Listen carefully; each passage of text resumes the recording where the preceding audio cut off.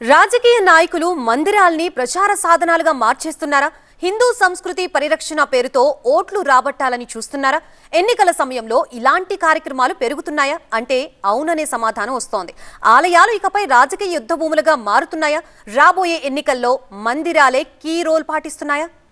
భారతీయ రాజకీయాల్లో మందిరాలు మరోసారి కీలక పాత్ర పోషిస్తున్నాయి. ముఖ్యంగా రాబోయే 3 రాష్ట్రాల ఎన్నికల్లో మందిరాలే గెలుపుకు సూత్రాలుగా మారాయా అన్నట్టుగా ప్రధాన పార్టీలు వ్యూహరచన చేస్తున్నాయి. బీహార్ అసెంబ్లీ ఎన్నికల వేళ కేంద్ర హోంమంత్రి అమిత్ షా సీతామందిర పునరుద్ధరణకు శంకుస్థాపన చేయడం రాష్ట్ర రాజకీయాల్లో తీవ్ర చర్చనీయాంశమైంది. సీతామహర్షి జిల్లాలోని పునౌరా ధాంలో 882 కోట్ల రూపాయలతో సీతామందిర ప్రాజెక్టు రూపుదిద్దుకుంటోంది. అయోధ్య రామమందిరం తర్వాత ఆ స్థాయిలో భారీ మందిరానికి బీహార్లో కూటమి ప్రభుత్వం శ్రీకారం చుట్టింది. ఇది మిథిలా ప్రాంతంలో హిందూ మహిళలు, యువతను ఆకర్షించే వ్యూహంగా విశ్లేషకులు భావిస్తున్నారు. అయితే సీతామందిరంపై ఆర్జేడీ కాంగ్రెస్ కూటమి మహాగఠబంధన్ విమర్శల వాన కురిపిస్తోంది. కానీ రాబోయే అసెంబ్లీ ఎన్నికల్లో సీతామందిర పునర్నిర్మాణం ఎన్డీఏకు లాభం చేకూర్చే ప్రాజెక్టుగా అంచనా వేస్తున్నారు. ఇటు పశ్చిమ బెంగాల్లోనూ మందిర్ పాలిటిక్స్ జోరుగా సాగుతున్నాయి. మమతా బెనర్జీ దిగాలో పూరీ జగన్నాథ్ ఆలయ రెప్లికాను ఏప్రిల్ 30న ఘనంగా ప్రారంభించింది.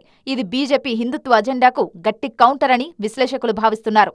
250 కోట్ల రూపాయలతో నిర్మితమైన గులాబీ రాతి ఆలయం పూరీ మందిర ఆచారాలు, నిర్మాణ శైలితో నిర్మింపబడింది. పూరీ ప్రాజెక్టు బెంగాల్లో హిందూ టూరిజం పెంచడమే కాకుండా మమతా ఇమేజ్ ను పెంచుతుందన్న ఆశాభావం తృణమూల్ కాంగ్రెస్ లో వ్యక్తమవుతోంది.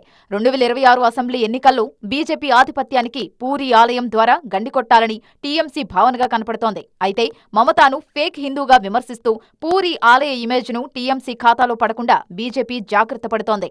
ఇక ఈ 2 రాష్ట్రాలతో పాటు తమిళనాడులోనూ ఎన్నికల సీజన్ నడుస్తోంది. అందుకే ద్రవిడ రాజకీయాలకు ధీటుగా బీజేపీ వ్యూహరచన చేస్తోంది. ముఖ్యంగా తమిళుల సెంటిమెంట్ ను ఆయుధంగా మార్చుకునేలా వ్యూహాలను అమలు చేస్తోంది.